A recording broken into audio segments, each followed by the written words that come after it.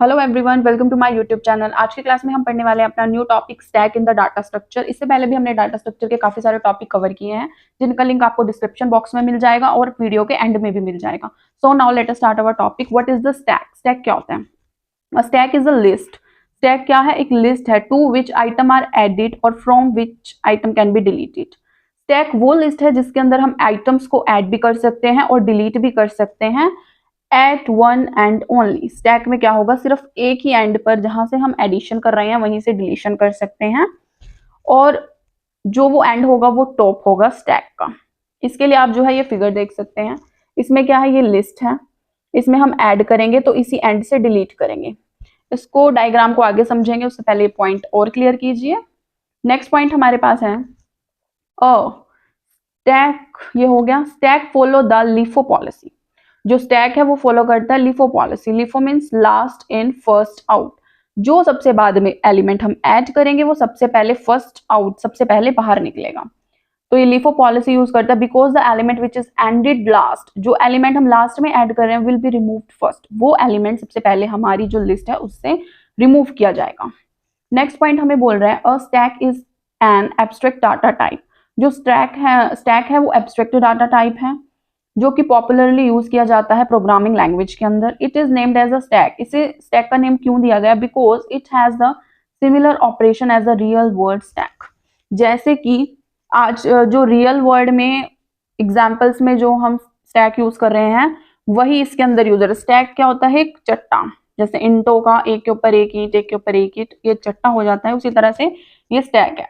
हम इसका एग्जाम्पल ले सकते हैं, a pack of cards. Cards है हमारे पास, एक कार्ड के ऊपर दूसरा कार्ड है, उसके ऊपर उससे नेक्स्ट कार्ड है, ऐसे नंबर ऑफ कार्ड्स जो हैं सीक्वेंस में रखे हुए हैं, एक के ऊपर दूसरा, फिर उसके ऊपर दूसरा, फिर उसके ऊपर दूसरा। पाइल्स ऑफ प्लेट्स, प्लेट्स भी एक के ऊपर दूसरी रखी गई है, तो वो भी क्या होगा? हमारे पास स्टैक का ही एग्जाम्पल है। नेक्स्ट पॉइंट हमें कह रहे हैं stack is considered as a complex data structure. जो स्टैक है उसे हम कॉम्प्लेक्स डाटा स्ट्रक्चर बोलते हैं because it uses other data structure for implementation. क्यों? क्योंकि जो स्टैक है वो दूसरे डाटा स्ट्रक्चर्स को भी यूज करता है इम्प्लीमेंटेशन के लिए, जैसे कि एरे और लिंक्ड लिस्ट।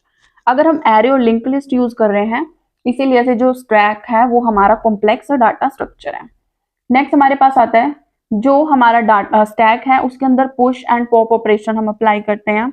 पुश का मतलब इंसर्शन, पॉप का मतलब डिलीशन। इंसर्शन मतलब एडिशन, पुश हम कब करेंगे? जब हम ऐड कर रहे हैं।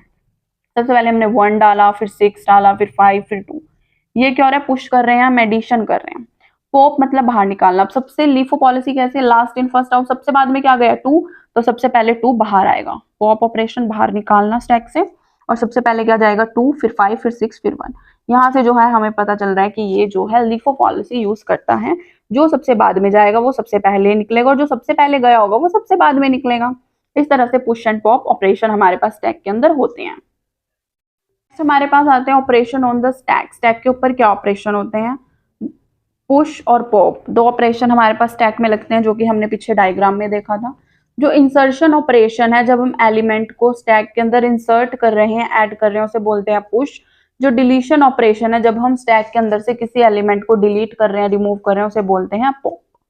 उसके बाद आगे हम दो एल्गोरिथम्स पढ़ेंगे। सबसे पहली जो एल्गोरिथम है वो है पुश ऑपरेशन के ऊपर। हमें एल्गोरिथम लिखनी है पुश ऑपरेशन के लिए, तो अब हम इस एल्गोरिथम को पहले समझते हैं। Now right the algorithm for the push operation. इसमें सबसे पहला स्टेप हमारे पास आता है बिगिन। हम क्या करेंगे? अपनी एल्गोरिथम को बिगिन करेंगे। स्टेप 2 आता है if top equals to n। अगर जो टॉप है, टॉप यहाँ पर क्या है? 2 है। फिलहाल यहाँ पर टॉप में कहाँ पर जो है टॉप एलिमेंट यहाँ पर 30 और कौन सी पोजीशन पे है? 2 है। तो यहाँ पे सबसे पहले हमारे पास टॉप 2 है। तो जो 2 है n क्या है? कितने नंबर ऑफ एलिमेंट्स इस स्टैक में आ रहे हैं? 3 आ रहे हैं। तो जो 2 है वो नॉट इक्वल्स टू 3 है। इन्होंने बोला है अगर टॉप इक्वल टू n है तो क्या होगा? प्रिंटफ ओवरफ्लो हो जाएगा और एग्जिट हो जाएगा। लेकिन यहाँ पर 2 नॉट इक्वल टू 3 है, जो 2 है वो 3 के इक्वल नहीं है, तो ये ओवरफ्लो और एग्जिट नहीं होगा। यहाँ पर क्या होगा? स्टेप 3 की तरफ जाएंगे, इनपुट करेंगे न्यू आइटम को, नई आइटम को इनपुट करेंगे। उसके बाद टॉप के अंदर टॉप +1 होगा। जब यहाँ पर हम एक एलिमेंट इंक्लूड कर देंगे, मान लो हम यहाँ पर 40 कर देते हैं, एक एलिमेंट ऐड कर देते हैं, तो यहाँ पर टॉप क्या हो जाएगा, 2 कट कर 3 हो जाएगा। जब यहाँ पर 3 हो जाएगा, क्योंकि इन्होंने बोला है टॉप पहले 2 था, उसने +1 कर दिया, 3 आ गया, और एलिमेंट यहाँ पे हमने ये ऐड कर दिया। स्टेप 4 कंप्लीट हो गया। अब हम क्या देखेंगे, स्टैक टॉप की आइटम देखेंगे। स्टेप टॉप की 40 आइटम है और टॉप हमारे पास 3 हो गया, हम एग्जिट कर देंगे। उसके बाद दोबारा से हमारी एल्गोरिथम बिगन होगी, फिर टॉप कितना आ रहा है हमारे पास, 3 आ रहा है। जब हम दोबारा बिगिन करेंगे, टॉप हमारे पास 3 आ रहा है, तो जो 3 है एन क्या है, 3 है, ये दोनों इक्वल आ गए। अगर ये दोनों हमारे पास इक्वल आ गए तो जो प्रिंटफ होगा ओवरफ्लो एंड एग्जिट हो जाएगा। हमें ये ध्यान रखना है, पुश एल्गोरिथम में क्या है, हमें एलिमेंट इंसर्ट करना पड़ेगा अगर टॉप इक्वल टू एन नहीं है। अगर यहाँ पे 1 नॉट इक्वल 1 होता 3 के उसमें नॉट इक्वल आता तब भी एलिमेंट ऐड करना था, 2 है तब भी हमने एक एलिमेंट ऐड किया। जब तक ये इक्वल ना हो जाए तब तक हमारा जो प्रिंटफ है ओवरफ्लो एंड एग्जिट नहीं होगा, हमें जो है अपनी तरफ से एलिमेंट्स इसमें ऐड करने पड़ेंगे। उसके बाद हमारे पास सेकेंड एल्गोरिथम आती है, ये क्या है, right the algorithm for the pop operation. इसमें हमें क्या करना है, जब हम पॉप ऑपरेशन बिगिन करते हैं, स्टार्ट करते हैं, सबसे पहले हमारे पास स्टेप 1 आता है बिगिन। स्टेप 2 में क्या करेंगे, इफ टॉप इक्वल्स टू -1, अगर हमारा जो टॉप है वो -1 होगा तो जो है प्रिंटफ आ जाएगा अंडरफ्लो एंड एग्जिट। यहाँ पर देखो टॉप क्या है, यहाँ पर टॉप 10 एलिमेंट तक है, टॉप यहाँ पर 0 है, तो 0 इक्वल टू -1, टॉप 0 है इक्वल टू, ये इसके इक्वल नहीं है। जब ये इसके इक्वल नहीं है तो हमें स्टेप 3 के पास आना पड़ेगा, अंडरफ्लो एंड एग्जिट तो हो नहीं सकता। जब ये इक्वल होगा, -1 इक्वल टू -1 होगा तब भी अंडरफ्लो एंड एग्जिट होगा, लेकिन यहाँ पे 0 इक्वल टू -1 है जो फॉल्स है, जो हमारे लिए फॉल्स है, तो हमें स्टेप 3 पे आना पड़ेगा। स्टेप 3 क्या कह रहा है, सेट आइटम स्टैक टॉप। हमें देखना है टॉप क्या है, यहाँ पर टॉप 0 है, फिर हमें टॉप में से -1 करना है। जब हम टॉप में से -1 करेंगे, अगर यहाँ पे 0 है, इसे हम रिमूव कर देंगे, माइनस करेंगे। अगर हम यहाँ से जो आइटम है अपनी माइनस कर रहे हैं, तो जो आइटम है वो डिलीट हो जाएगी। जब हम यहाँ से माइनस करेंगे, 0 पोजीशन से -1 करेंगे, ये यहाँ पर थी, ये आइटम हमारी डिलीट हो गई। अगर ये डिलीट हो गई, फिर क्या होगा, जब हम आइटम को डिलीट कर देंगे उसके बाद एग्जिट होगा। टॉप हमारा 0 था, यहाँ से हमने डिलीट कर दिया, डिलीट करा, 0 -1 कर दिया, यहाँ से आइटम हमारी डिलीट होगी और हम एग्जिट कर गए।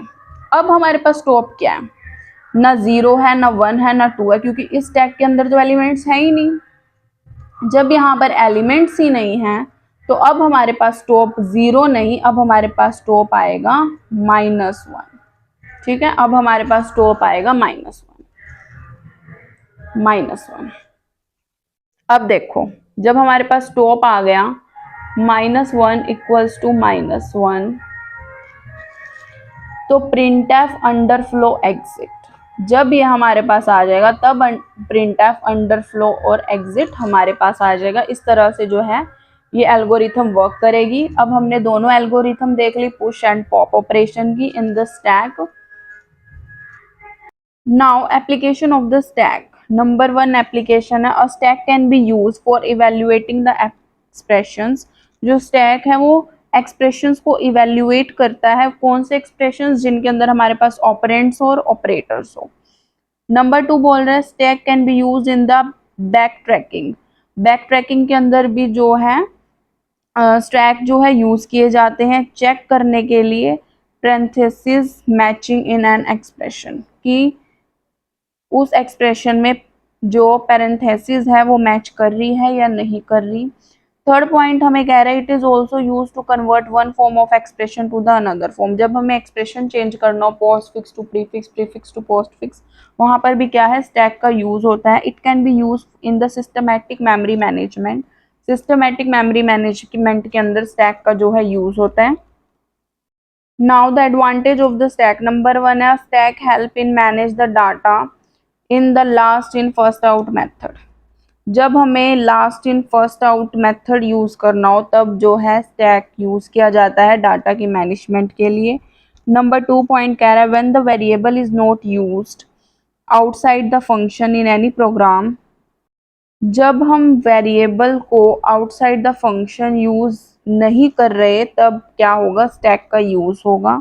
नंबर 3 कह रहा है it aloe the control and handle the memory allocation and D allocation.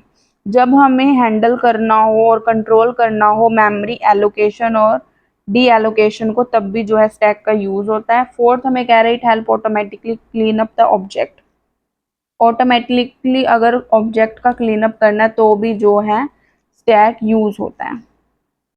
Next हमारे पास आता है डिसएडवांटेज ऑफ स्टैक। नंबर 1 है it is difficult in the stack to create many object. ये हमारे लिए डिफिकल्ट हो जाता है स्टैक के अंदर कि हम काफ़ी सारे ऑब्जेक्ट्स को क्रिएट कर सके as increase the risk of stack overflow. अगर हम ज़्यादा स्टैक को क्रिएट करेंगे तो स्टैक ओवरफ्लो हो सकता है। तो हम स्टैक को कभी भी ज़्यादा ऑब्जेक्ट के लिए यूज़ नहीं करते, इसके अंदर कम ऑब्जेक्ट और कम एलिमेंट्स का ही यूज़ किया जाता है। नंबर 2 डिसएडवांटेज हमें कह रहा है it has a very limited memory. Stack की मेमोरी लिमिटेड होती है। थर्ड पॉइंट हमें कह रहे हैं इन the stack random assess is not possible.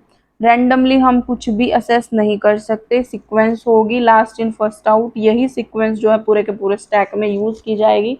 Randomly कहीं से भी कुछ भी हम पुश एंड पॉप नहीं कर सकते।